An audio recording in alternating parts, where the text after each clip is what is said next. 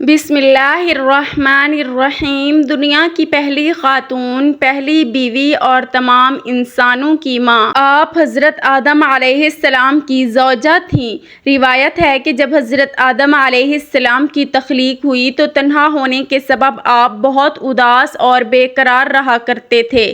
ان کی افسردگی و اضطراب کو دیکھ کر ایک روز خدا تعالیٰ نے اس وقت جب کہ حضرت آدم علیہ السلام سو رہے تھے، ان کی بائیں پہلو سے ایک پسلی نکلوائی اور اس سے بی بی حوا کو تخلیق کیا۔ یہ پسلی نکالنے سے حضرت آدم علیہ السلام کو کوئی دکھ یا تکلیف محسوس نہ ہوئی۔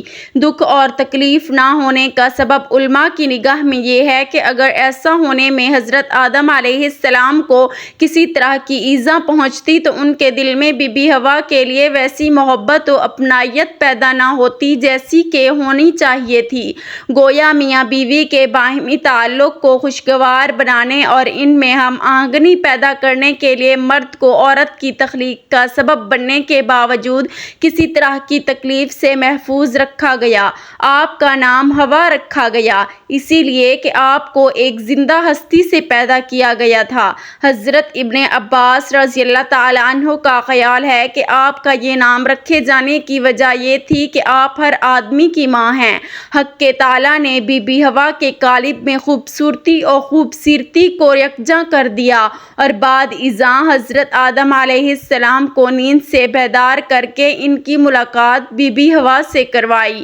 انہیں دیکھ کر حضرت آدم علیہ السلام نے بے اختیار ان کی طرف ہاتھ بڑھانا چاہا۔ تب حضرت الہی سے آواز آئی کہ اے آدم خبردار، اسے مت چھوؤ، بے نکاح یہ تجھ پر حرام ہے۔ چنانچہ حضرت آدم علیہ السلام کی درخواست پر ان کا نکاح بی بی حوا کے ساتھ کر دیا گیا اور دونوں میاں بیوی کو جنت میں رہنے بسنے کی اجازت مرحمت فرمائی گئی۔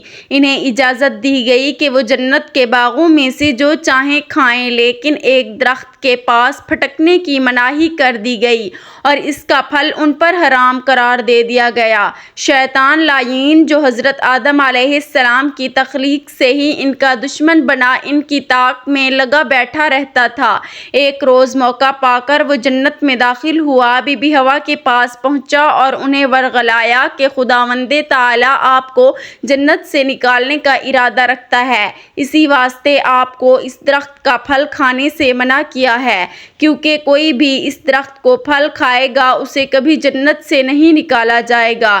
اس پر بی بی حوا نے ہاتھ بڑھا کر اس درخت سے 3 پھل توڑ لیے، ان میں سے ایک خود کھایا اور 2 حضرت آدم علیہ السلام کے لیے لے گئیں۔ حضرت آدم علیہ السلام نے بہتریانہ نہ کی کہ خدا تعالیٰ نے مجھے اس درخت کا پھل کھانے سے منع کیا ہے، لیکن بی بی حوا کے مجبور کرنے اور ان کے لیے اپنی فطری محبت کے ہاتھوں لاچار ہو کر پھل کھا لیا۔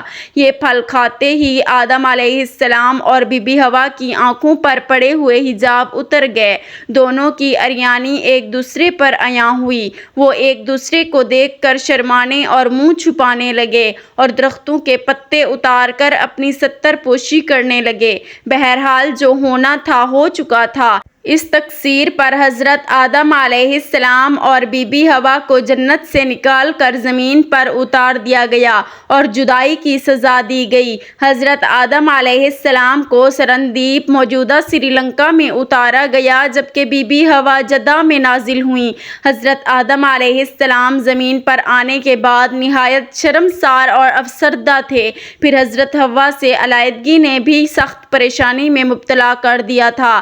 روایت میں ہے کہ آپ ایک طویل عرصے تک اللہ کے حضور گڑ گڑاتے فریاد کرتے اور آنسو بہاتے رہے، یہاں تک کہ اللہ تعالیٰ کو ان کی اس گریہ وزاری پر رحم آ گیا اور پھر ایک دن حضرت جبرائیل علیہ السلام نے حضرت آدم کے پاس آ کر انہیں اللہ کی جانب سے معافی کی نوید سنائی۔ حضرت آدم خوشی سے سرشار بارگاہ خداوندی میں سر باسجود ہو کر شکر بجا لائے، پھر حضرت جبرائیل علیہ السلام انہیں لے کر مکہ آئے جہاں حضرت آدم نے کعبہ شریف کی بنیاد رکھی اور حجر اسود کو کعبہ کی دیوار پر نصب فرمایا، پھر اس کے گرد طواف کیا۔ طواف سے فارغ ہو کر حضرت جبرائیل علیہ السلام انہیں جبل عرفات پر لے گئے جہاں حضرت حوا تشریف فرما رہی تھیں، لیکن طویل عرصے کی جدائی اور حالات نے بہت سے جسمانی تغیرات پیدا کر دیے تھے، چنانچہ دونوں ایک دوسرے کو پہچان نہ پائے، جس پر حضرت جبرائیل نے دونوں کا تعارف کروایا۔ چونکہ جنت میں واپسی ممکن نہ تھی،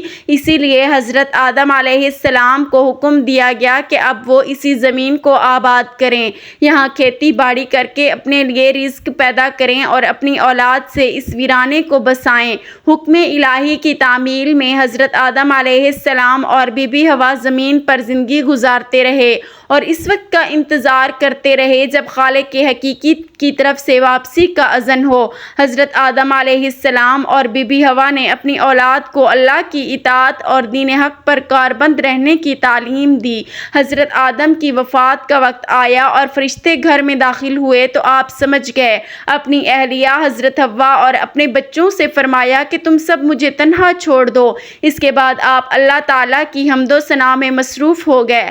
فرشتوں نے روح قبض کی، پھر غسل دے کر کفن دیا، خوشبو لگائی، گڑھا کھود کر قبر بنائی۔ حضرت جبرائیل نے ان کے بیٹے حضرت شیث کو نماز جنازہ پڑھنے کا طریقہ بتایا، آپ نے نماز جنازہ پڑھائی۔ عام طور پر تاریخی کتب میں حضرت آدم کی عمر مبارک 960 سال بیان کی گئی ہے۔ حضرت آدم کو جبل ابو قبیس کی غار میں دفن کیا گیا، جس کو غار الکنز بھی کہا جاتا ہے۔ جبل ابو قبیس اس دنیا کا سب سے پہلا پہاڑ ہے جس کے دامن میں کعبۃ اللہ ہے، اسی کی دامن میں محلہ بنو ہاشم ہے اور دار الندوہ سے لے کر بنو ہاشم کے سارے گھر جبل ابو قبیس کے دامن میں ہیں۔ اسی جبل ابو قبیس کے دامن میں حضرت بی بی آمنہ کا وہ گھر مبارک ہے جہاں حضور نبی کریم صلی اللہ علیہ وآلہ وسلم کی ولادت باسعادت ہوئی، یہیں پر حضور کا بچپن گزرا۔ اسی پہاڑ پر کھڑے ہو کر حضور صلی اللہ علیہ وآلہ وسلم نے چاند کے 2 ٹکڑے کیے تھے، یہی وہ پہاڑ ہے جہاں حضرت آدم ٹھہر گئے تھے اور اسی کے پتھروں کو خانہ کعبہ کی تعمیر میں استعمال کیا گیا ہے۔ اسی پہاڑ پر حضرت آدم کی قبر بنائی گئی۔ ناظرین گرامی، حضرت آدم کی وفات کے ٹھیک 1 سال بعد حضرت بی بی حوا بیمار ہو گئیں۔ جب حضرت حوا بیمار ہوئیں تو آپ کے بیٹے حضرت شیث علیہ السلام سمجھ گئے کہ اب ہماری والدہ کے جدا ہونے کا وقت آن پہنچا ہے، کیونکہ اس وقت بیماریوں کا وجود نہ تھا۔ خیر 10 دن حضرت حوا اسی حالت میں رہی اور انتہائی کمزوری ہو گئی، یہاں تک کہ آپ بستر پر لیٹ گئیں اور چلنے پھرنے سے بھی قاصر ہو گئیں۔ آپ کی تمام اولاد آپ کے بستر کے گرد جمع ہو گئی۔ پھر حضرت حوا نے سب کو باہر نکال دیا اور تبھی ملک الموت حاضر ہوا، آپ کی روح مبارک قبض کر لی گئی۔ آپ کو جنتی حوروں نے غسل دیا اور آپ کا جنازہ آپ کے بیٹے حضرت شیث علیہ السلام نے پڑھایا۔ جنازے کے بعد حضرت حوا کو حضرت آدم کے پہلو میں جبل ابو قبیس میں ہی دفن کیا گیا۔